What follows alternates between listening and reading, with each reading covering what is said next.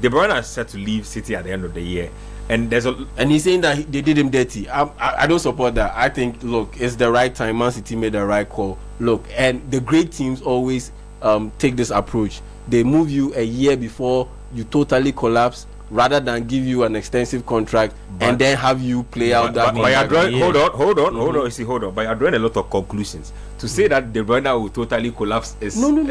I mean, that's why.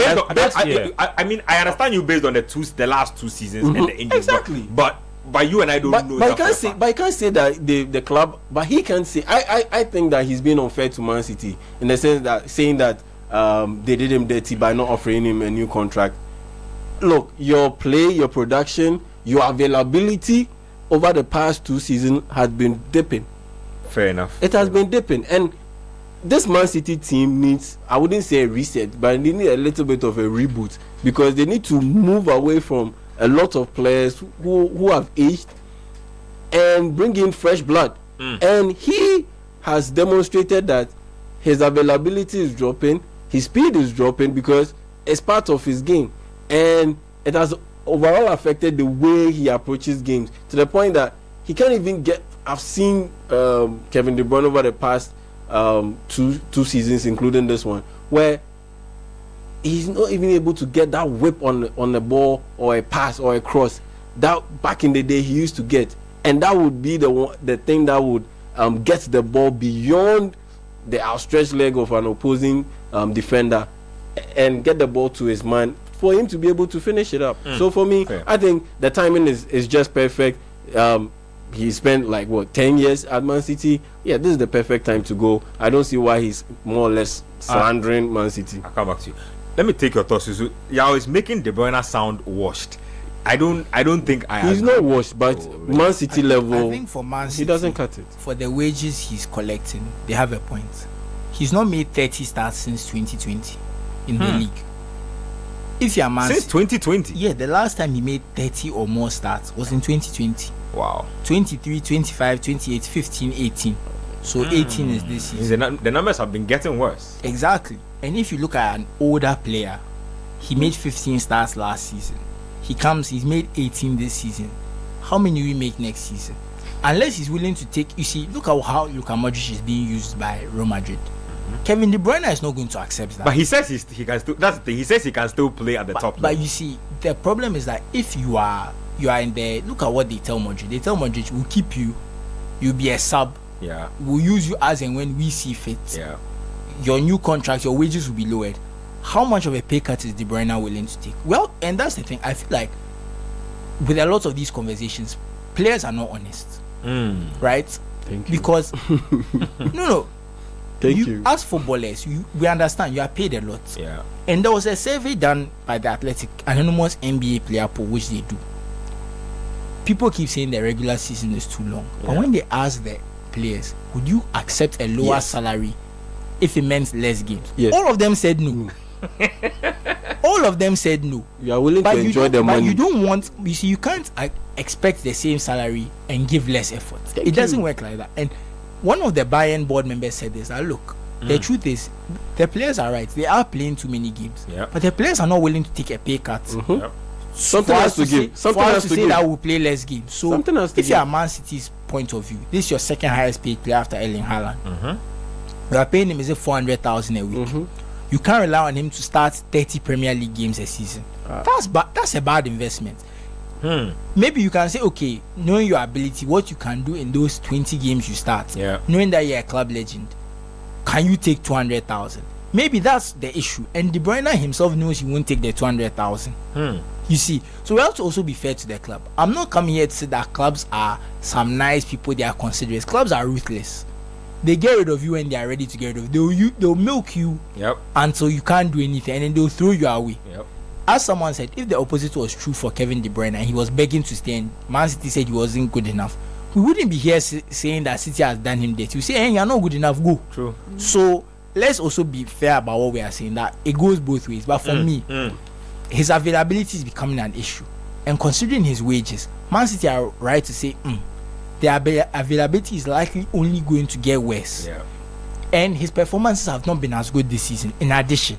So Money and production. Man City's position on this is very logical and is the right decision. Either you take a much reduced wage or you go. And I believe that Kevin De Bruyne is not particularly willing to take a reduced wage. Nope.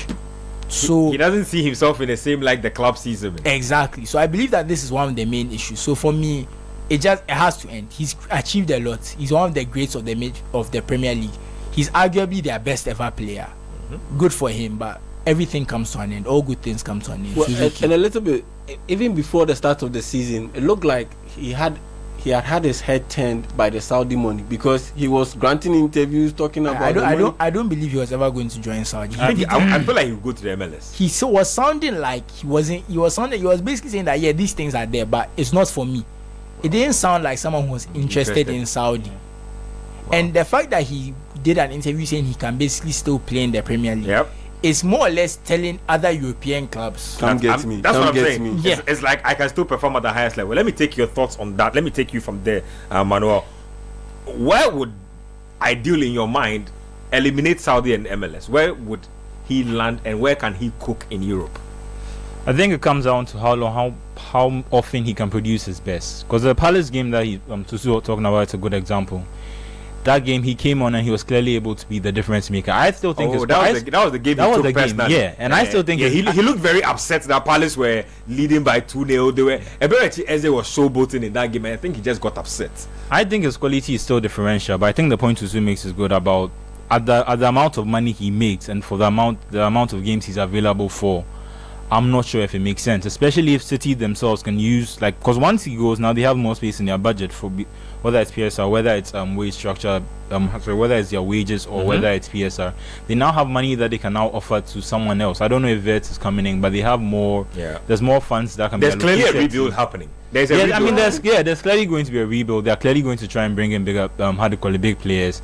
And the way Walker is, Milan are not keeping Walker, and City sound like they're not keeping Walker as well. So Gundogan is on his way out. Yeah, so that's some big earners who are going out, and even though they are not getting transfer fees for them, they are still able to offer them more money based on how much they save.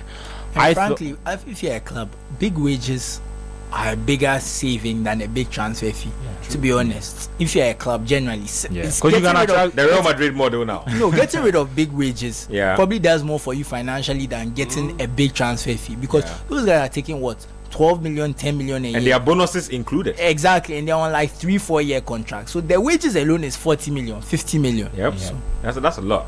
Anyway, but I think he still has the quality to stay in the Premier League. I thought his affiliation with City would affect where he could go. Because there's a lot of talk of Liverpool and other clubs. His best friend and things. Yeah, but me personally, I think the US makes sense. Somewhere where he can go, he can play his best football. Once he realizes, hey, I don't still have it, he can. You know what I think he will go to Italy. I think he should go to Inter Milan if they can afford him.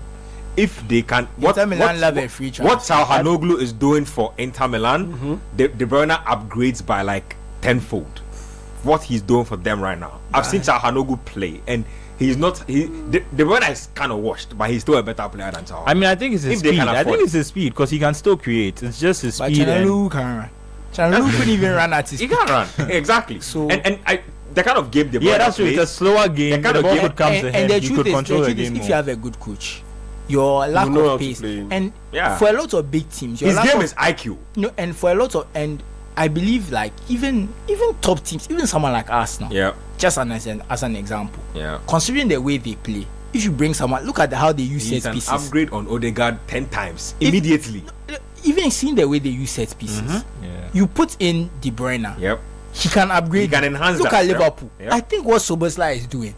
Apart from the running, De Bruyne can do. Yes. You can talk about a lot of other top teams. He won't be a good fit at Arsenal because Arsenal, not Arsenal requires midfielders to run. Kevin De Bruyne can run. Even Partey can run. He's been playing. But Jorginho has been able to come off, even though he's been injured. He's been able to come off and make an impact. How many minutes has he played? He's been playing. How many minutes has he played? That's why he's my main thing for me. See how heavy Merino is. He's been playing. Don't worry. And that's my thing with De Bruyne. I feel like if he was more honest with himself, he could also now step into the Modric role, like he said, get a good coach like Ancelotti who realizes that even this weekend we don't need you. You can go and sleep. You get me? Maybe 2. He doesn't want to be treated like. He feels like when they start treating you like that, it means you are at the end of your career. No, which is why Toni Kroos decided to retire when he retired. Because he didn't want to be treated like that. Yeah, which is also valid. You want to go to a team that, look, De Bruyne, I would say the teams he doesn't improve are maybe 5 in the whole world. Seriously.